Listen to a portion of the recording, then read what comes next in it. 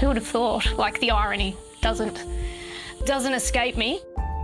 Erin Pogmore is the leading firefighter at Hurstville Fire Station in Sydney South. And it's funny, the smell of smoke I've always had really positive associations with, because it means we're going to something to try and help someone.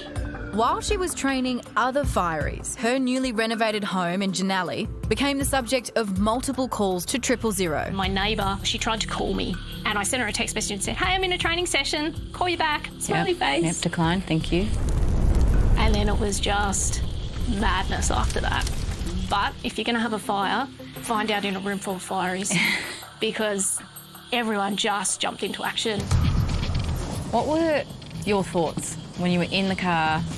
My washing was out on the back deck, and I said to the station officer, Letitia, who was driving me, all the fireys are going to see my undies. And that was the biggest concern for a good part of the journey. Crews from 2 local brigades battled the fire, but sadly most of the house was destroyed. An electrical fault to blame. Does insurance help? Do you have insurance? I thought I did.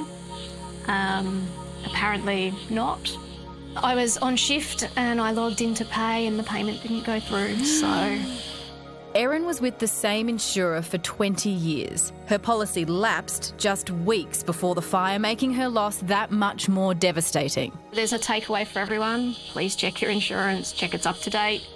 Erin says her colleagues have been hugely supportive. Her boss, Scott, arrived at the scene before she did. I told Erin to relax, everything's replaceable, and that you can work from home. Now look up and there's still smoke coming from the home. You just went, well, this is bringing work home with you to a new level, isn't it? Really? Yeah, I did have a bit of a foot and mouth moment. To the chorus of cicadas, Erin's spare time is now spent sorting through the mess that was once her home. Coming back, yeah, it's hard. And this was going to be my forever home. And it's just going to be my forever block of land, I guess. Gone too are her collection of Winnie the Pooh and Disney collectibles. But miraculously, Tinkerbell from one of her snow globes survived. It's funny, I was actually in the house the other day just seeing if there was anything I could salvage, and once I moved all the burnt stuff, I found my Tinkerbell. All my grandma's things, they were all downstairs, and she passed away 6 days later. Oh. So, the little things. Oh, I'm so sorry. Lots of teacups. She loved teacups and a spoon collection. I think everyone from that era had the spoon collection from every 2-bit town that they've ever been to.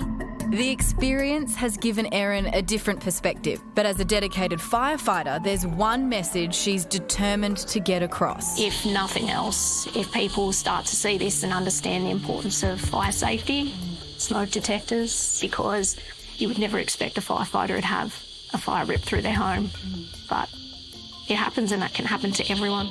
Erin's mates have set up a GoFundMe page, hoping to raise enough for a small portable home in her backyard, while she raises the money to rebuild. Where do you even begin? How do you eat an elephant? Yep. One bite at a time. So it's going to be about asking people for help, which is going to be different. I don't usually like to have to do that, but learning new skills. I heard that you may have been a Disney fan, so I hope you don't mind. We've got you a little something.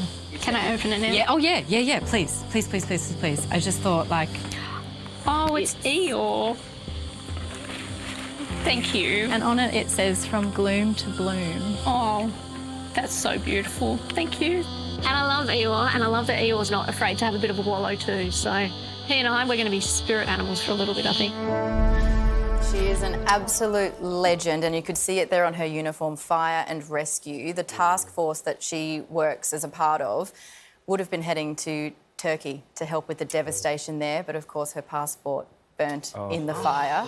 She hates asking for help, but if you're in a position to help support Erin, please do. You can find her a link for her GoFundMe page on our website.